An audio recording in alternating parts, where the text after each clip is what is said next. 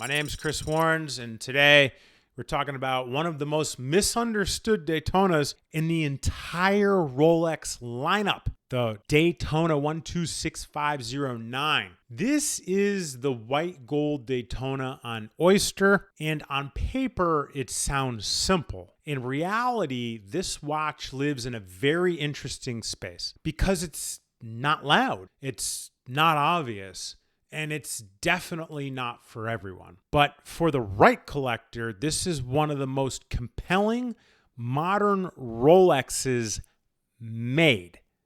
Let's get to the basics.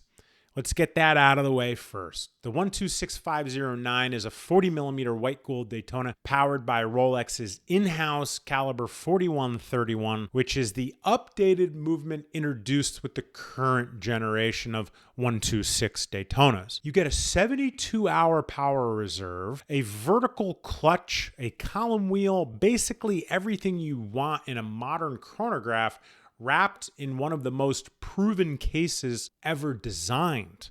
Now, the first thing people always say is, it just looks like a steel Daytona. And yeah, that's the point. That is what I call stealth wealth for Daytona, because people don't realize it's white gold, not steel. To the untrained eye, it's just another Daytona. To anyone who knows, the weight gives it away instantly. White gold has more presence. It feels different on the wrist. It wears heavier. It wears more solid. It's more substantial and more deliberate than steel. Rolex didn't try to reinvent the Daytona here. The proportions are familiar. The layout is classic. And the dial options, well, they're beautiful. Whether you're looking for black, silver, meteorite, they all stay very much or blue, within the Daytona DNA. And that's intentional. This watch isn't meant to shout. It's meant to signal quietly. On the wrist, that is. The 126509 is an incredible wear.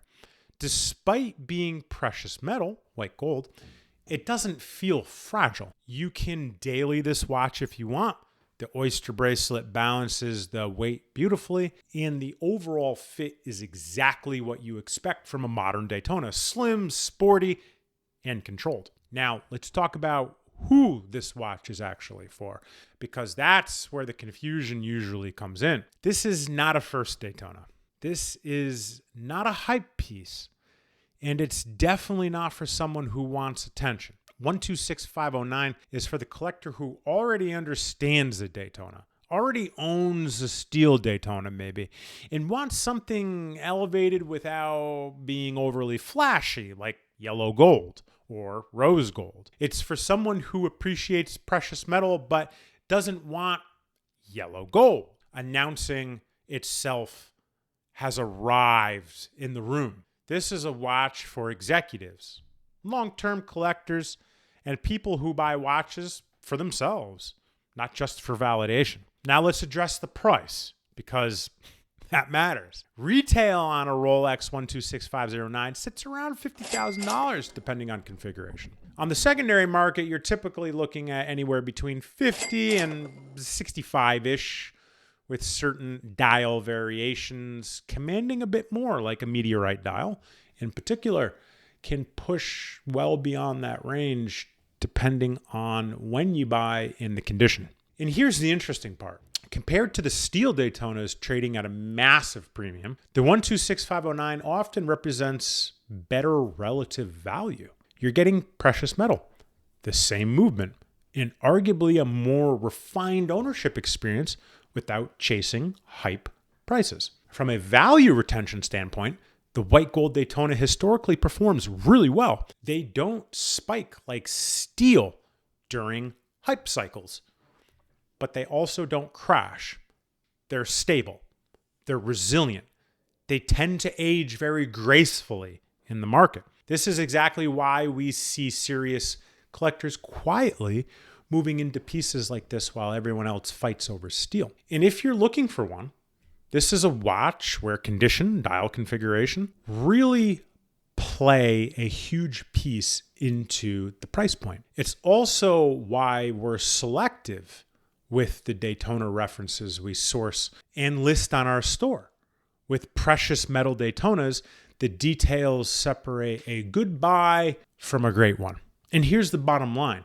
The Rolex Daytona 126509 isn't trying to be the loudest Daytona. It's trying to be the most complete one. If you want flash, buy yellow or rose gold. If you want hype, buy steel. If you want refinement, weight, and long-term upside as well as satisfaction, this is the Daytona you end up with. It's understated, it's serious, and it's very, very Rolex. Let me know what you think. Is the white gold Daytona the ultimate sleeper in the modern lineup, or do you still prefer steel? I'm Chris Warrens, and I'll see you next time. Peace.